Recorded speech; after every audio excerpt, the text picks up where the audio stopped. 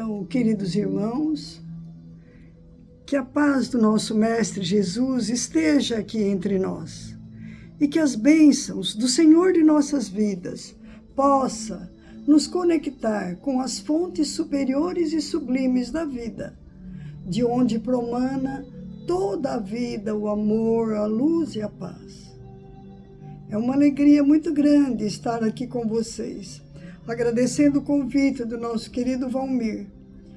Estaríamos presencialmente nesse dia, mas devido às circunstâncias, convertemos esse nosso encontro num encontro virtual, encontro online, mas fundamental para nós é o encontro de corações.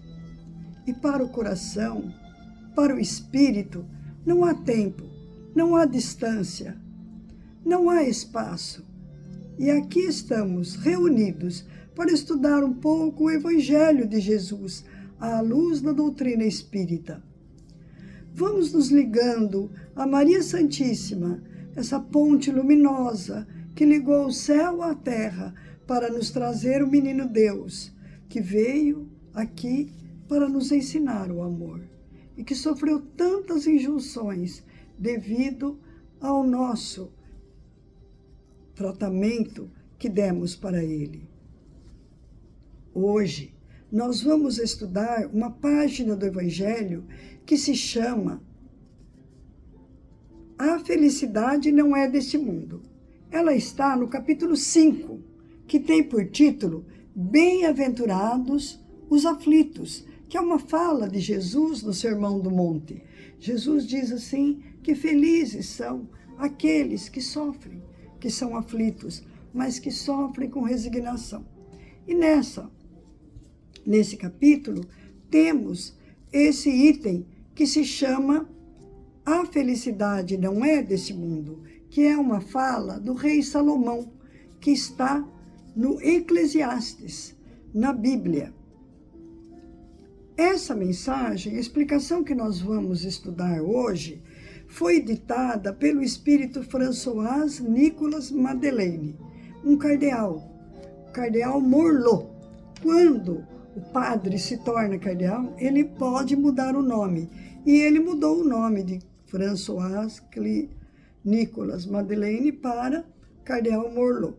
Ele nasceu em 1795 e desencarnou em 1862.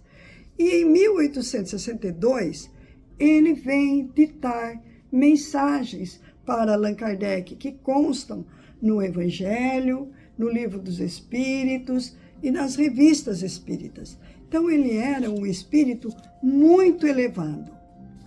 E também que não tinha preconceito, porque ele, sendo católico, sendo cardeal, ele veio ajudar Allan Kardec a construir a doutrina espírita. Esse espírito de luz vem nos explicar que a felicidade é inerente ao homem, ou seja, nós podemos entrar no reino de Deus a partir daqui, do plano terreno, aonde nós estamos. Basta que saibamos construir uma simpatia fraterna, um trabalho com boa vontade, a riqueza de servir, de ajudar. E Salomão era um imperador muito rico e muito poderoso. Ele tinha tudo o que o homem almeja aqui na Terra. E ele acaba dizendo essa frase: a felicidade não é deste mundo. Ele quer dizer com isso que a felicidade não está no poder, na riqueza, nas coisas materiais. A felicidade está em fazer cumprir a vontade do nosso Pai Celestial, de Deus que está no céu. A vontade de servir, de ajudar, de perdoar. E nós vemos que Tibério era um imperador de Roma profundamente rico e poderoso. Vivia num palácio, enquanto Cristo andava pelas ruas, não tinha uma pedra para reclinar a cabeça, e foi crucificado em Jerusalém. Agora, qual dos dois eram felizes? Certamente era Jesus, porque Tibério teve uma vida profundamente infeliz. Ele se apaixonou por uma moça que era noiva. Ele matou, prendeu e matou o noivo dela, o pai dela, o irmão dela, para ficar com ela. E ela nunca o amou. Ela tinha verdadeiro horror dele. Um dia, ela, na sua ingenuidade, ela pôs fogo na cama, onde ela estava dormindo com ele, com o imperador Tibério. No entanto, os áulicos dele, os auxiliares, apagaram o fogo e conseguiram salvar a ambos. Mas ela não se importava de morrer desde que ficasse livre dele. Então, a felicidade é igual a nossa expectativa, tirando a realidade. Ou seja, se nós tivermos uma expectativa do tamanho da realidade, nós seremos felizes. Mas se nós tivermos uma expectativa muito acima da realidade, aí nós seremos infelizes. Por exemplo, eu posso desejar, meu sonho, minha felicidade é ganhar o Oscar, fazer um filme e ganhar o Oscar. Olha, eu não sou cineasta, então está muito acima da realidade. Eu não sou atriz, está muito acima da realidade. Eu jamais vou conseguir isso. Então, eu tenho que amoldar a felicidade nas metas, na minha vida diária, da realidade do mundo. Nós temos por perspectiva que nós nascemos e morremos, que a vida é curta, é uma passageira, que nós podemos adoecer, estamos sujeitos à doença e ao envelhecimento. São fatos da vida que podem toldar a nossa felicidade. O problema é que a grande maioria da humanidade não pensa que um dia vai morrer, que pode adoecer, que vai envelhecer. Que a nossa vida é temporária e que nós nos responsabilizamos por tudo que fazemos. Temos responsabilidade, somos responsáveis pelo que fazemos e por tudo que acontece conosco. Então, para ilustrar o tema de hoje, eu vou contar a história de Ivone do Amaral Pereira. A Ivone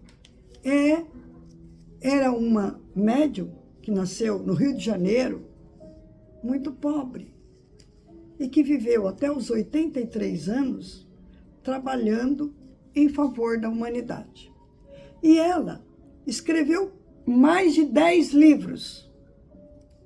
Alguns livros estão ajuntados contos.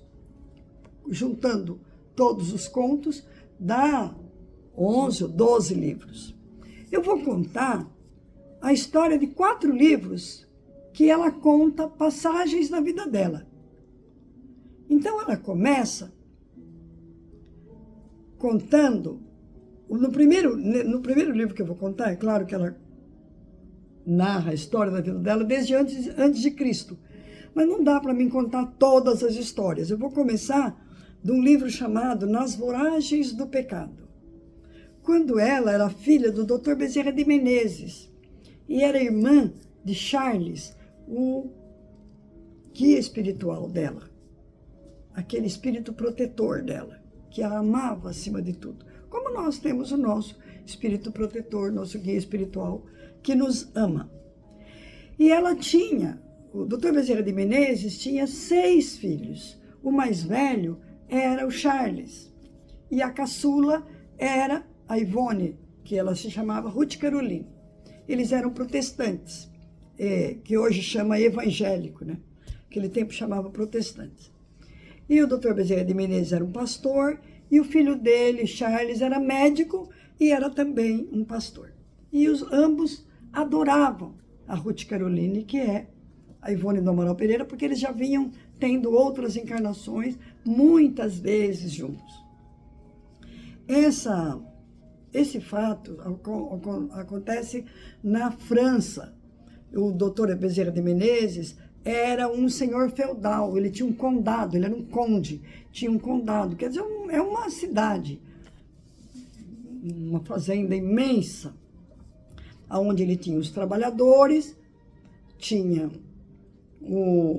a igreja, onde ele era o pastor, ele e o filho, e tudo mais. E tinha de tudo lá na lojas, armazéns, tinha tudo no condado. E quando a Ruth Caroline tinha 15 anos, a rainha da França, Catarina de Médicis, decretou a noite de São Bartolomeu, que era uma noite para todos os católicos matarem os protestantes. Existiam muitas alas de protestantismo. Um era protestante, outro era huguenote, outro era... Tinha vários, assim como existe hoje a Igreja da Graça, a Igreja Universal, tinha várias denominações do protestantismo. E ela, a rainha, existia uma guerra muito grande entre católicos e protestantes.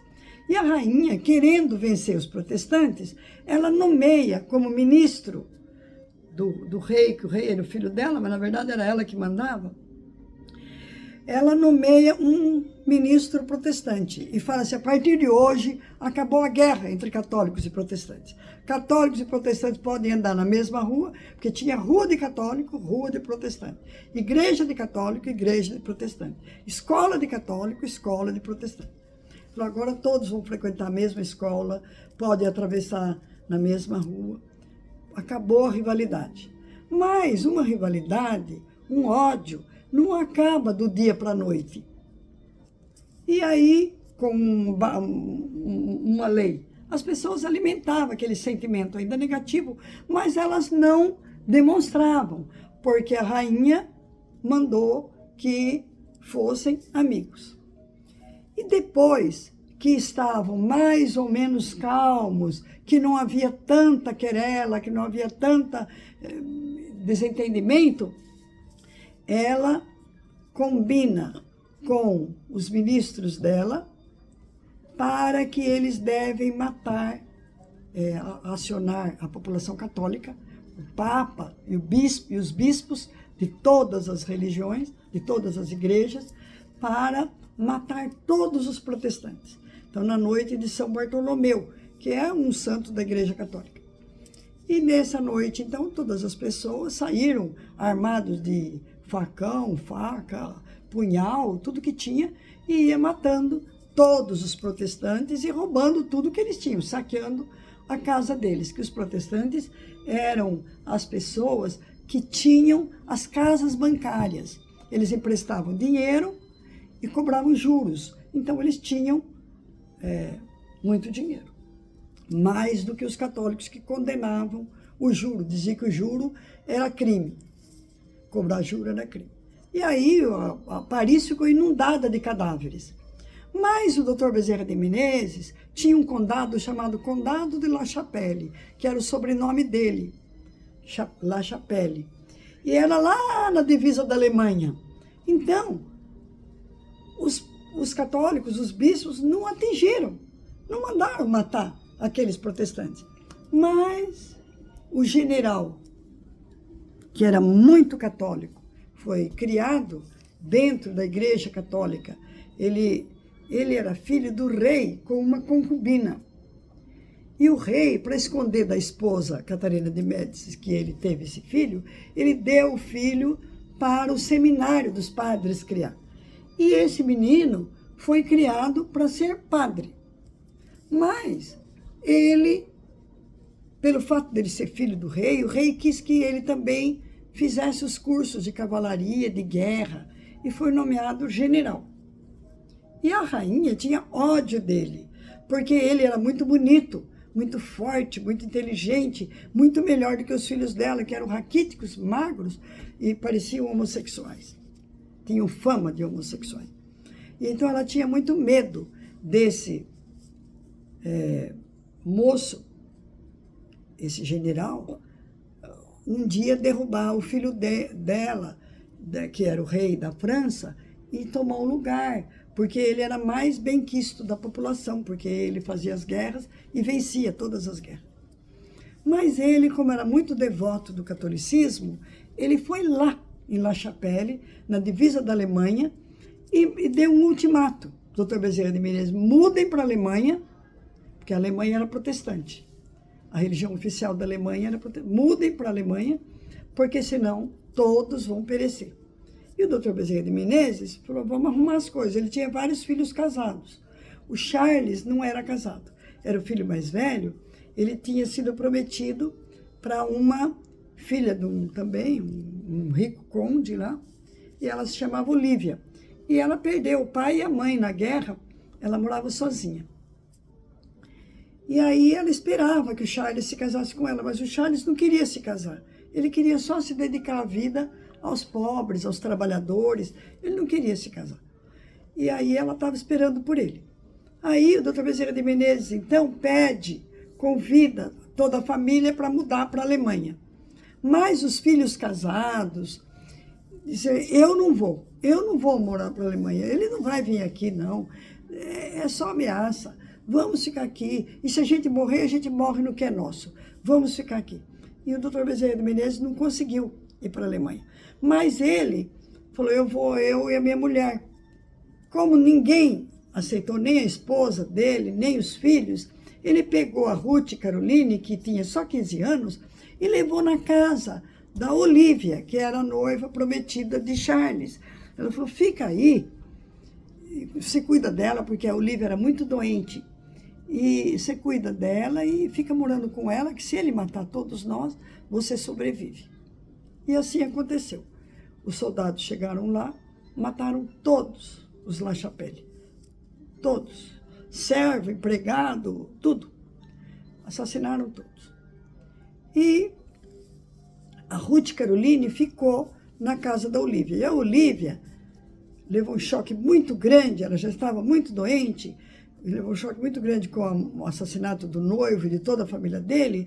Ela parou de comer, entrou em depressão e adquiriu tuberculose. E a tuberculose não tinha cura, era ano de 1500, por aí. A cura da tuberculose só veio em 1920, por aí. Aí ela morreu. Antes dela morrer, ela falou para Ruth Caroline, falou, Ruth, você consegue ver os espíritos. A Ruth Caroline era médium, que é a Ivone do Manuel Pereira.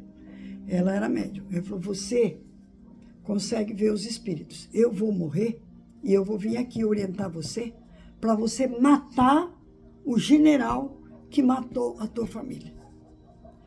Aí ela falou, como que eu vou fazer? Eu tenho o nome de Ruth Caroline, que é nome protestante. Ela falou, eu sei.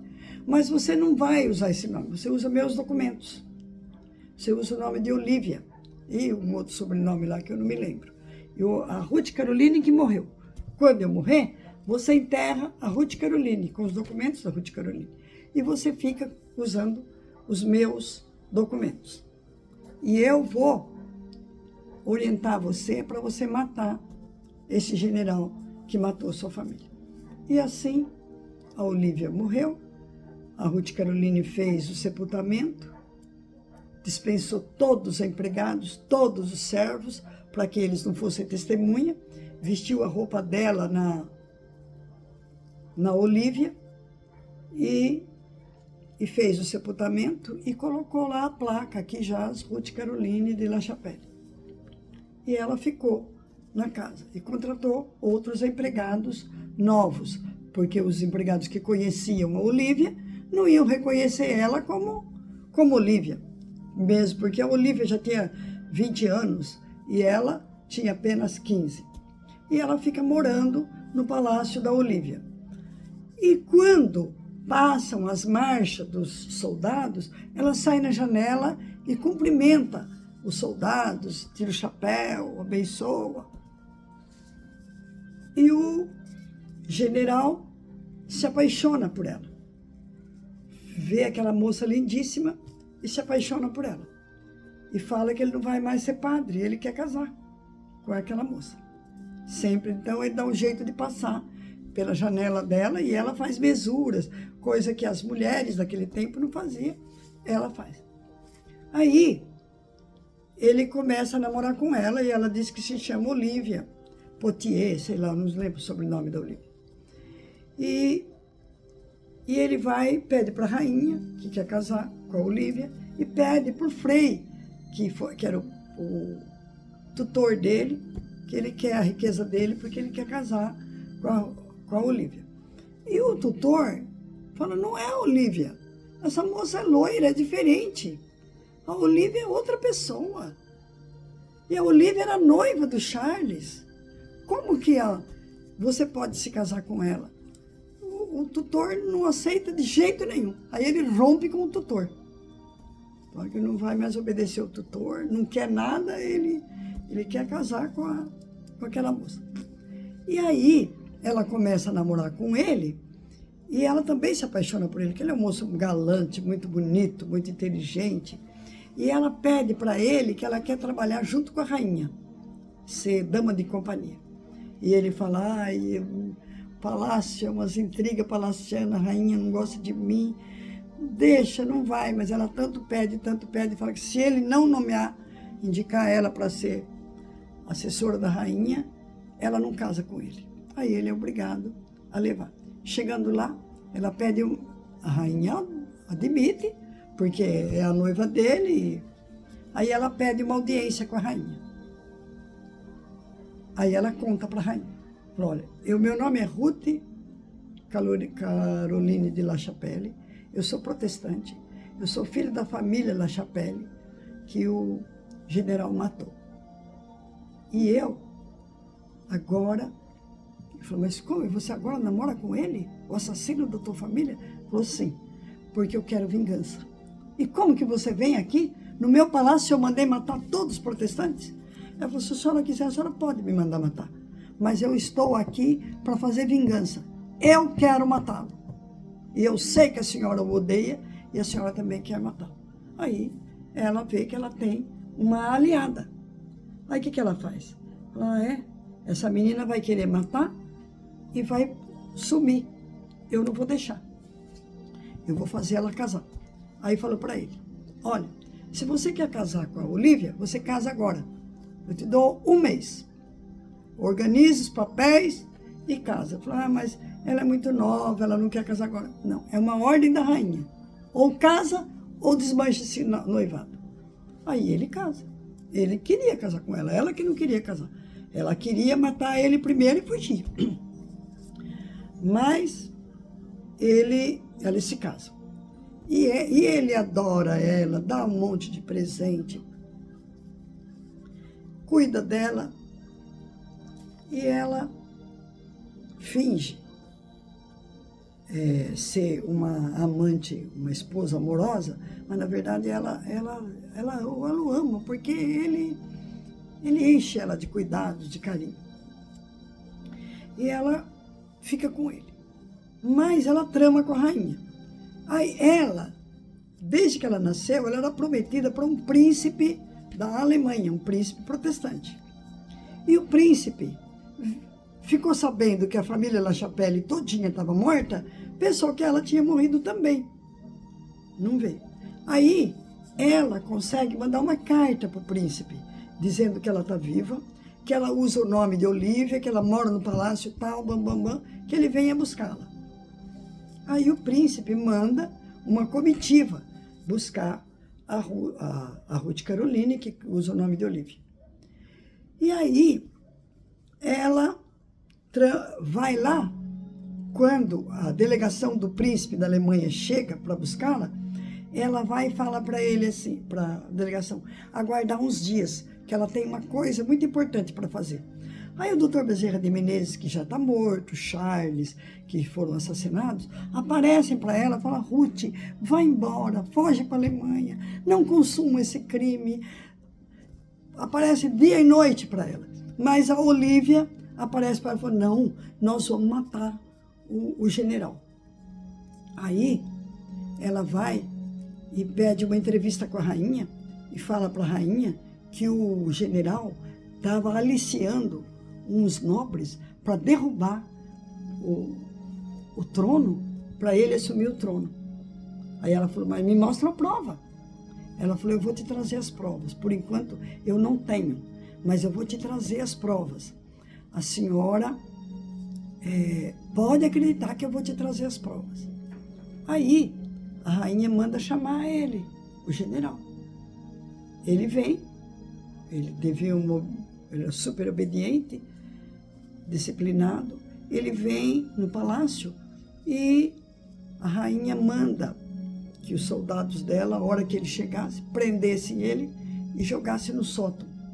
Deixar morrer a míngua lá, de fome, sem dar comida, sem dar água, sem dar nada. Prenderam ele lá no porão, no sol, amarraram ele, prenderam no porão.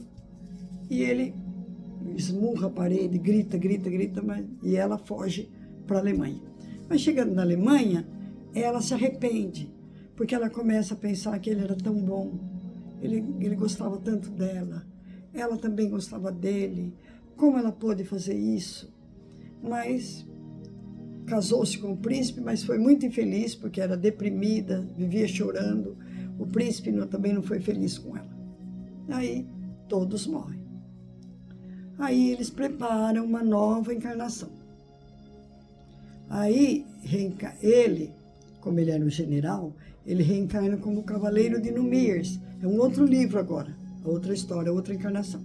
E ela reencarna como uma filha do irmão do rei. O irmão do rei, o irmão da rainha teve uma filha com uma escrava. E foi lá, pegou a filha e pediu para a rainha criar a filha dele, que ele não queria que a escrava criasse a filha dele. E a rainha já é outro reino, em Flandres, uma região da França que tinha outra rainha, não era a rainha Catarina de Médici, já é outra época, 200 anos depois. E aí a rainha pede para um administrador da fazenda dela, dos bens dela, ela fala, eu vou te doar um terreno, uma fazenda, você vai plantar, colher e você cria essa menina com todos os requintes. E ele tinha um filho, que era o Númenor. Ele chamava...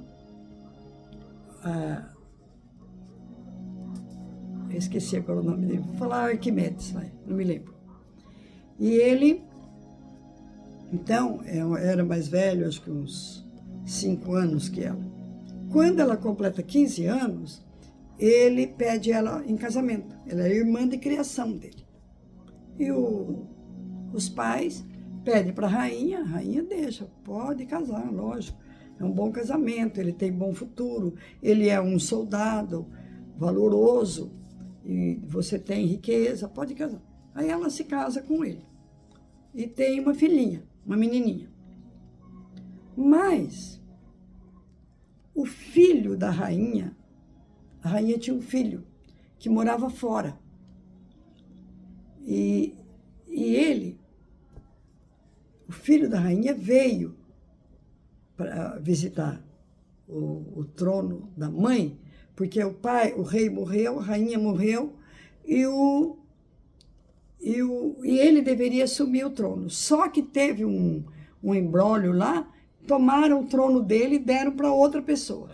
Aí ele falou, eu não quero mesmo ser rei, ele era artista, pintor, eu quero viver a minha vida. E ele procura a menina, porque ele era apaixonado por ela. Desde criança, ele falava que ia casar com ela. Ele é o príncipe de lá da Alemanha reencarnado. Reencarnou como príncipe de novo. Aí ele encontra com ela e vai abraçar, beijar. Ela está casada. Aí ela fala que ela aceita todo o namoro com ele, mas ela fala, eu estou casada. Você me leva daqui, vamos fugir. Eu falei, eu não posso. O Arquimedes é meu irmão. Foi criado junto comigo. Eu não posso trair o meu irmão. Ela falou, mas aqui eu não fico. Para onde você for, eu vou. Ele falou, eu não te levo. Aí ele vai, arruma a carruagem e tudo, e volta e vai para Paris. Ele vai viver de... Ele é artista, pintor, escultor. Ele vai para Paris, onde ele ganha muito dinheiro. E ela vai atrás. Ela arruma a mala dela, pula a janela de noite e vai e se aboleta na carruagem dele. A hora que ele sai de manhã, leva ela sem saber. Quando ele para numa estalagem, ela sai de lá de trás e fala que ela está lá. Aí ele fala, você não devia ter vindo. Ela falou, para lá eu não volto. Ou você me leva, ou você me deixa em qualquer lugar. Lá eu não volto mais. Aí ele leva, ele era apaixonado por ela, ele leva. Aí vão viver em Paris, ele é artista e vivem da arte. Um dia ele está pintando o teto de uma igreja e o andaime caiu, ele caiu e quebrou a espinha, a coluna, e ficou na cadeira de rodas, não pôde mais trabalhar. E aí o dinheiro foi acabando. Ela gastava muito dinheiro, porque ela era bailarina, dança-atriz, tocava piano, se apresentava nas festas, usava aquelas roupas muito caras, cheias de joia. E aí ela pega, vê que ele não tem mais condições de ganhar dinheiro, ela arruma um amante. Tinha um milionário lá que era apaixonado por ela. Ela começa a ter um romance com esse amante e pega dinheiro dele. Aí, só que o amante não se conforma só em ser amante. Ele quer ela inteira para ele, não quer que ela viva mais com o marido, um aleijado. Aí ele vai e propõe, e conta para o aleijado. Porque o aleijado, ele pinta um quadro dela, muito bonito, está na exposição. Ela é lindíssima e o quadro é lindíssimo. E ele vai e fala, eu compro esse quadro. Eu falei, esse eu não vendo, é da minha esposa. Ela falou, ela não é tua esposa, ela é minha.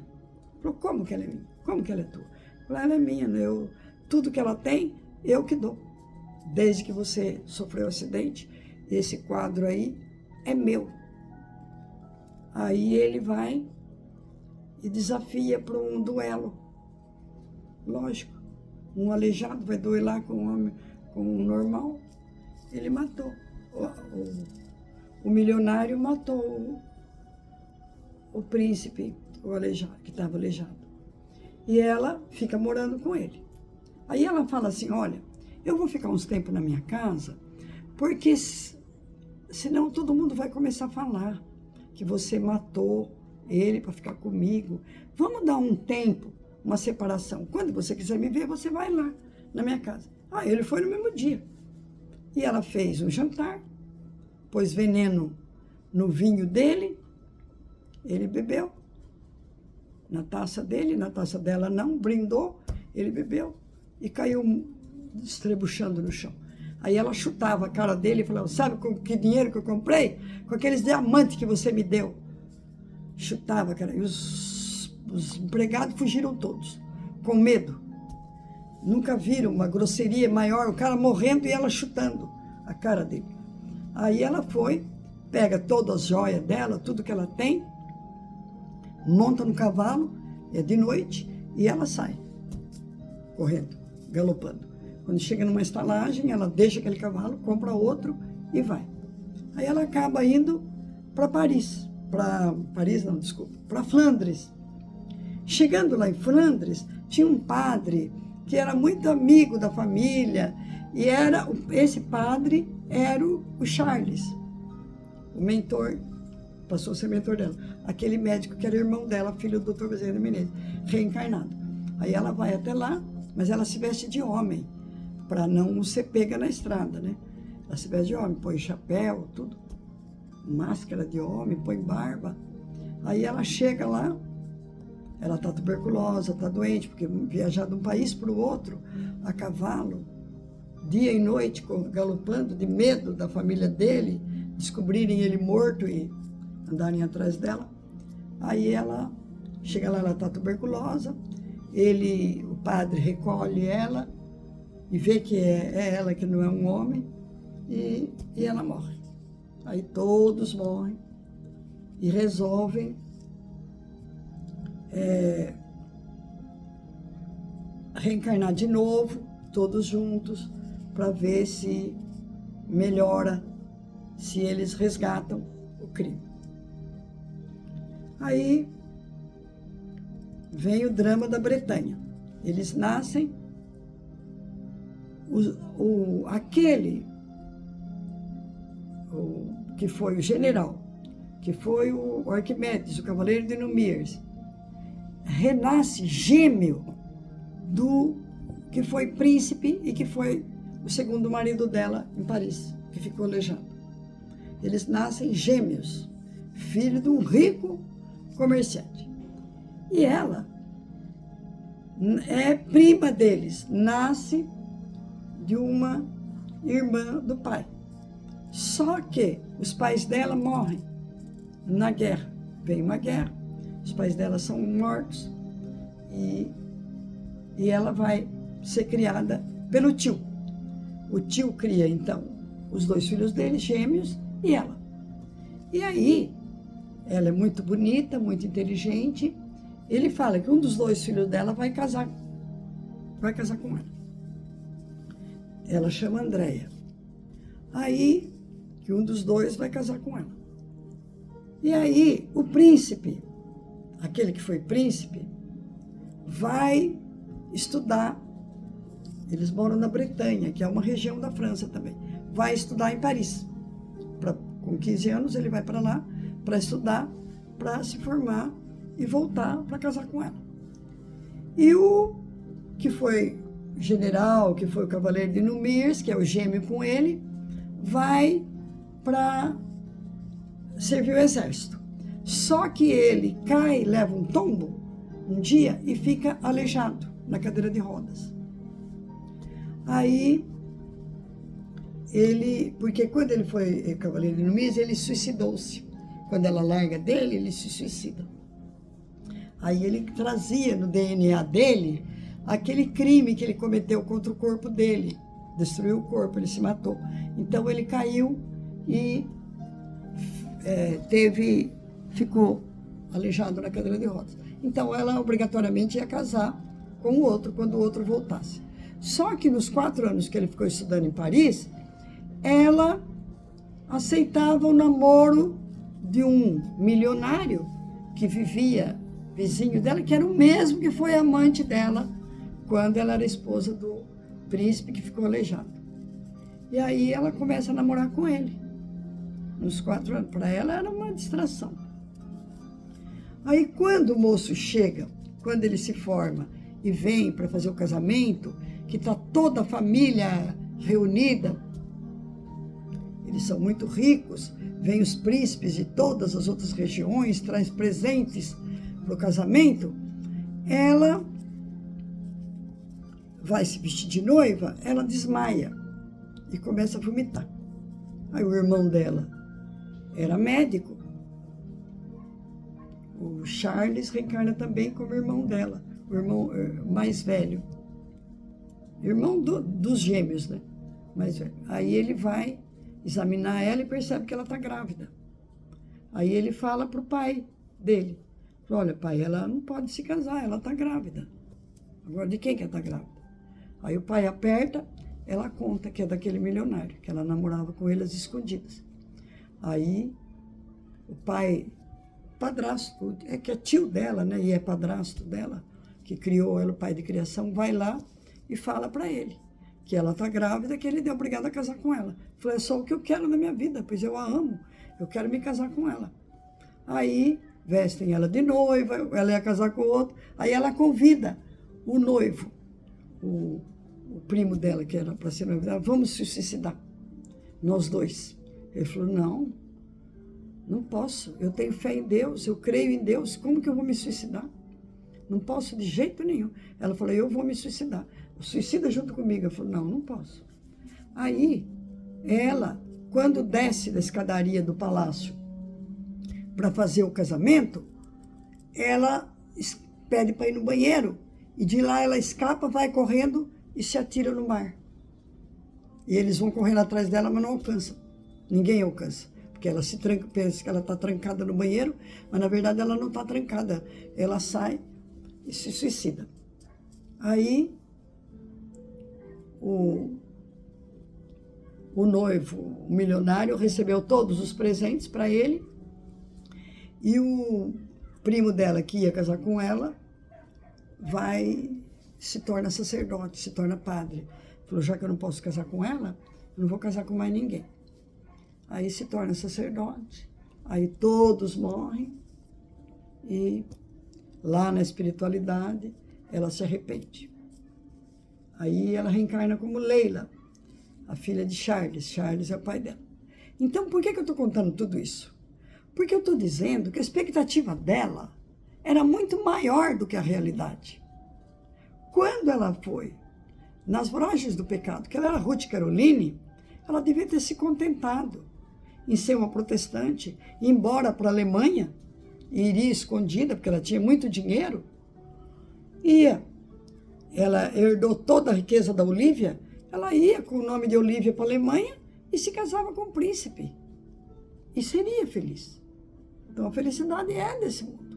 Mas o que ela quis? Ela quis antes matar o marido dela.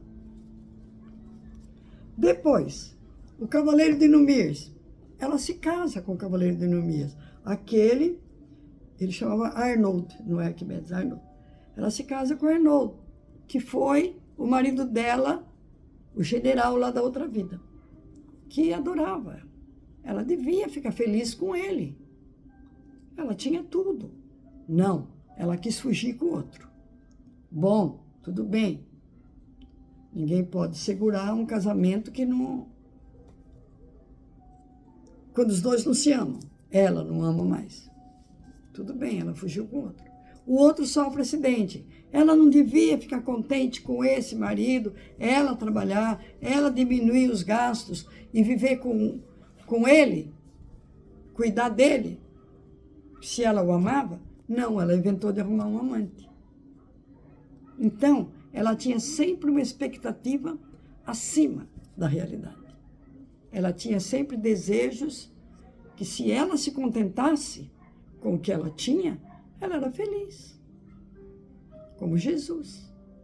Jesus se contentava. Quando não tinha uma pedra para reclinar a cabeça, se contentava. E o Tibério era o imperador. Ambicionava mais. E era infeliz. Então, a felicidade, ela existe.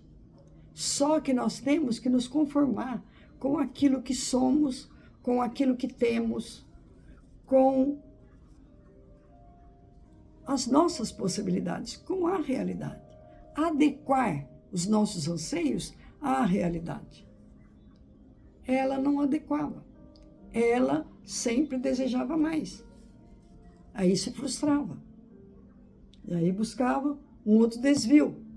Comprometia mais a consciência. Bom, aí ela nasce na Espanha, filha de Charles.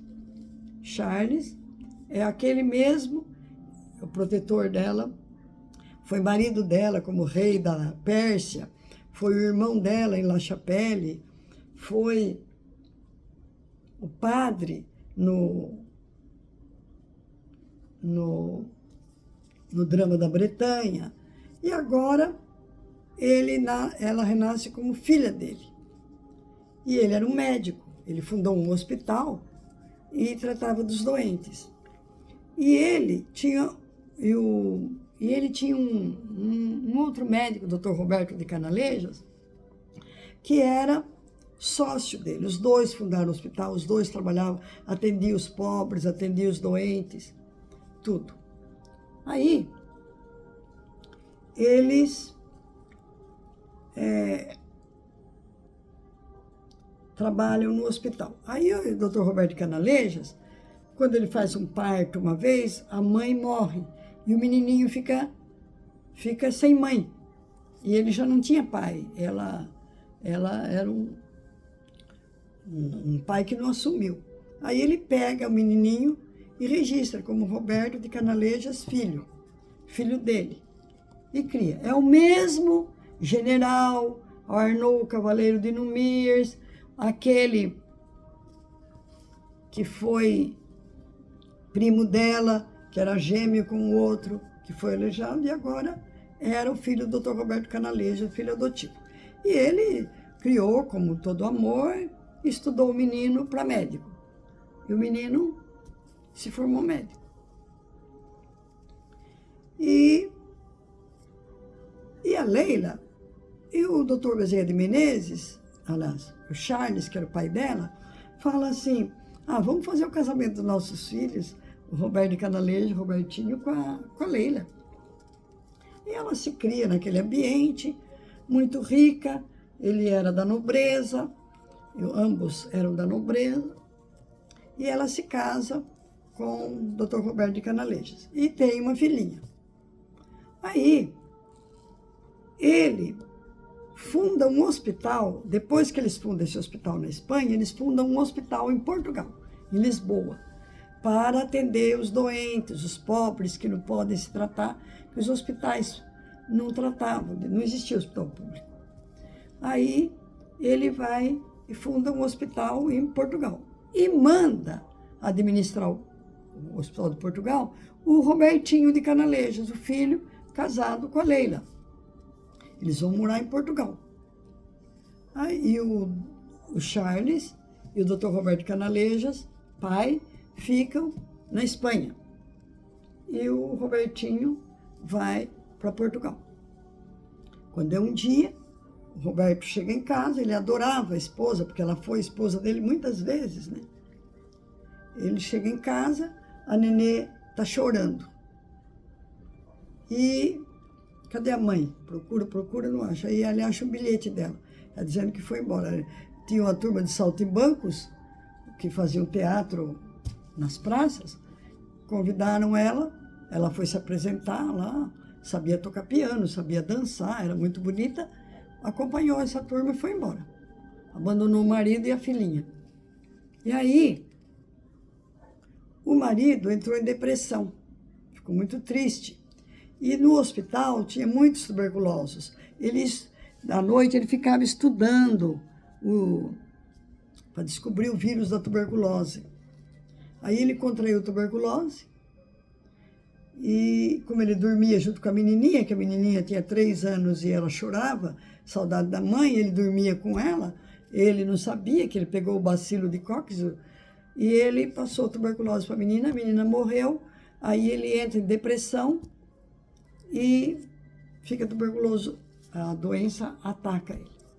Aí, um dos funcionários do hospital escreve para o Charles e para o Dr. Roberto Canalejas vir porque o Robertinho está muito ruim, está muito doente. Aí, Charles vem e cadê a Leila? Ela fugiu, deixou um bilhete. Não fugiu para onde? Não se sabe. E o Roberto morre. O marido, ele larga o pai, Roberto Canalejas, cuidando do filho, Robertinho, e ele pega a carruagem e vai atrás desses saltimbancos. E chegando na Alemanha, ela está morando numa zona de prostituição, porque os saltimbancos, passado algum tempo, ela não tinha mais atrativo, e ela passa, eles abandonam ela está vivendo numa casa de prostituição, aí ele vai lá, busca ela e fala, onde já se viu ela fazer isso? Eu fugi. Aí ela vem, ele falou, Roberto, está muito ruim, tua filha está tuberculosa. Aí eles vêm, quando chegam em Portugal, o Roberto e a filha já tinham morrido. E ela, então, fica muito triste. E a esposa do Charles, nessa encarnação, é a mesma Olívia. E ela odeia a Leila. Ela odeia a Leila. É a filha dela, mas ela odeia. Por isso que a menina foi morar em Portugal. Aí, ela vem e acaba com a filha. Você é isso, você é aquilo, você maltrata muito a filha. E aí ela vai e se suicida de novo. Se atirou no mar. Outra vez morreu. Aí, reencarna, chega na espiritualidade. O que vai acontecer? O Dr. Bezerra de Menezes falou, olha, de hoje em diante, você não vai mais reencarnar na Europa. Eu falei, eu não quero mesmo. Lá Eu não aguento a sedução do mundo e eu me perverto. Vamos nascer num novo mundo no Brasil. Não vai mais ser bonita, porque você desmancha o casamento dos outros, foge com o marido, abandona o marido. Falei, eu não quero ser bonita, quero ser feia, gorda, desajeitada. Não vai mais ser virtuosa, não vai mais tocar piano, vai ficar. Aí ela renasce, pobrezinha, no Rio de Janeiro, filha mais velha de 8 irmãos, o pai e a mãe morrem, gente muito pobre, e ela cuida dos irmãos, ela é médium, aí que ela conhece o espiritismo, escreve muitos livros, frequenta muitos centros espíritas, faz muita cura e vive até 83 anos. Resgatou. Aprendeu a amar o próximo. Aprendeu a amar o próximo, não precisou, não teve nenhuma sequela dos 2 suicídios, não teve que ser assassinada, que ela contribuiu para matar o primeiro marido, o segundo marido suicidou-se, o terceiro marido, aquele amante dela, ela matou, o terceiro morreu de depressão, pela fuga dela, o abandono. Então, ela não respondeu por nenhum desses crimes. Basta amar o próximo. Ela passou a vida inteira, ela dizia, eu nunca tive um amigo, eu nunca tive um namorado, eu nunca tive uma amiga, eu nunca tive ninguém, eu nunca tive emprego. Porque ela arrumava emprego, aí ela ficava sabendo que tinha um parente doente, um primo, ela ia lá cuidar do doente, faltava do serviço, era mandada embora. E ela trabalhava em loja, era balconista, e ela via aquelas mulheres vinham comprar cheia de vaidade, e ela via os espíritos que acompanhavam, que ela se sentia mal de ver aquele ambiente tão cheio de espírito obsessor. Aí ela ficou trabalhando em casa, passou a costurar, bordar, fazer tricô, crochê, fazer bolo, fazer doce para vender. E aí, quando tinha um doente, ela podia passar até 2 meses cuidando do doente, sem trabalhar, que dava para ela sobreviver, porque crochê, tricô, ela podia fazer cuidando do doente, fazendo oração, fazendo a desobsessão. E com 83 anos ela desencarnou e pronto. Então, você veja, a felicidade, quantas vezes bateu na porta da casa dela e quantas vezes ela jogou fora. Nós somos assim. Nós somos tão egoístas que nós jogamos fora a nossa felicidade. Buscamos mais. E aí, chega uma hora que a gente tem que parar. Chega, você já pecou demais. Vamos começar. Ela se preparou e ela dedicou uma vida inteirinha de amor ao próximo, de ajuda ao próximo. Com 16 anos, ela já psicografava receita.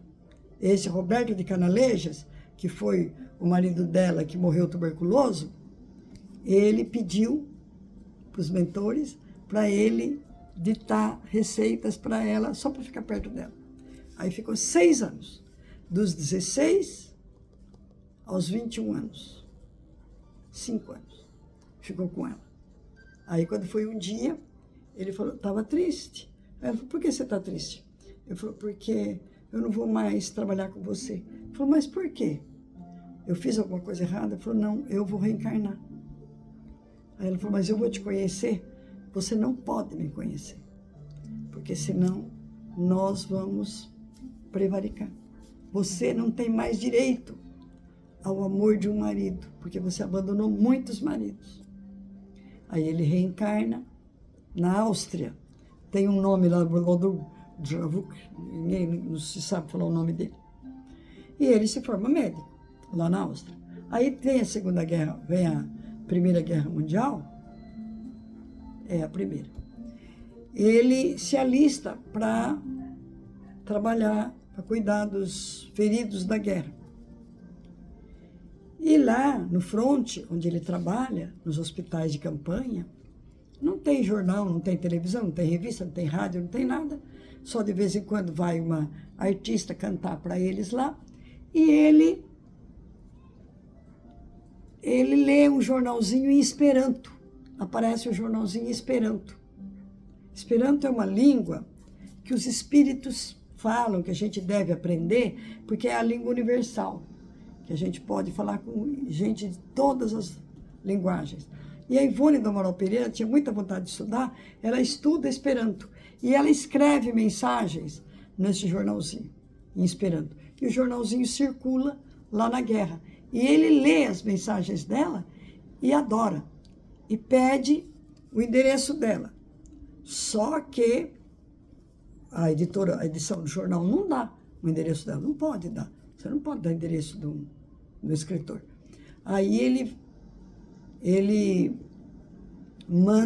escreve para ela, que gosta muito dela, ele é o Roberto Canalejas, reencarnado. E ele escreve para ela e fala que quer conhecê-la, mas ele é 25 anos mais novo do que ela. Então, ela, por orgulho, não quis conhecer. E também, o Dr. Bezerra de Menezes disse que se ela conhecesse, ela ia prevaricar. Então, ela não dá o endereço, ele vem, aí ele consegue, tem um congresso no Brasil, congresso médico no Rio de Janeiro, ele vem, ele consegue vir no congresso, chegando no Rio de Janeiro, ele procura a edição do jornal e quer o endereço dela, eles não dão, só dizem para ela que ele está em tal lugar procurando por ela não vai, porque ela falou, eu sou gorda, feia, velha, quando ele me vê 25 anos mais velha, o que eu vou fazer? Ele é apaixonado por uma ideal, uma imagem minha. E aí ele escreve para ela, ele fica uma semana no Rio, indo todo dia na edição do jornal, e não consegue, e vai embora. Volta para a Áustria. E não consegue vê-la. E aí tem um outro da Polônia, aquele que foi amante dela, que ela matou, e que foi o amante dela quando ela estava grávida, no drama da Bretanha. Ele reencarna na Polônia. E ele também aprende Esperanto. E ele escreve para ela. Só que ele é casado e tem 2 filhos. E ele é muito rico. Ele vem no Rio de Janeiro atrás dela, mas ela não se apresenta. Primeiro, que ela era mais velha do que ele. Segundo, que ele era casado. Ela não sabia que ele era casado. Mas o Dr. Bezerra de Menezes alertava ela que ela não devia cair. E ela aguentou.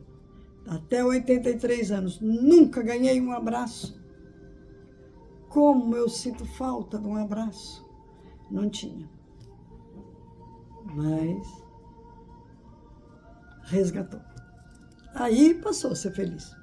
Ela chegou lá, encontrou o Roberto Canalejas, que era já um espírito iluminado, e ela passou a viver com ele. E perto de Charles, Bezerra de Menezes e tudo mais. Então, a felicidade é deste mundo. Basta que nós nos contentemos com o que temos. Basta que nós não cometamos infrações à lei de Deus. Que nós cometemos infração à lei de Deus. Nós somos como uma criança que sobe no pé de manga, cai de lá, quebra a perna e aí chora, sofre. Assim somos nós. Nós cometemos infração à lei de Deus e sofremos as doenças, os traumas, os problemas, as perdas. E assim acontece. Então vamos agora, encerrando a nossa falação, mentalizando a figura de Jesus, pedindo a Ele que nos ajude com que sejamos felizes com o que temos e que saibamos amar o próximo como a si mesmo. Aprendamos a perdoar, a ajudar e a não secundar os nossos deveres pelo nosso egoísmo, porque muitas vezes nós somos solicitados a ajudar uma pessoa e a gente fala, não, eu tenho um casamento, eu não vou eu vou outro dia. E vai festejar, dançar, comer, beber. Mal sabe que aquele chamamento para cuidar daquela pessoa, para fazer uma visita no hospital, era o chamamento que iria nos redimir. E nós preferimos a satisfação do nosso egoísmo. Aí a pessoa fala, mas é preciso também viver socialmente. Imagina se Jesus, a hora que a gente pede para Jesus, dai-me essa graça, Jesus falasse, não posso dar hoje que eu tenho um casamento. Ou então a gente vai para a mesa de cirurgia. Dr. Bezerra de Menezes, guia a mão do médico. Não posso, eu tenho uma festa da família. Então que Deus nos ajude, que não secundemos os nossos deveres, os chamamentos divinos, em detrimento do nosso egoísmo, das nossas distrações, das nossas tentações, das sugestões do mundo material. Graças a Deus. Muito obrigada a todos.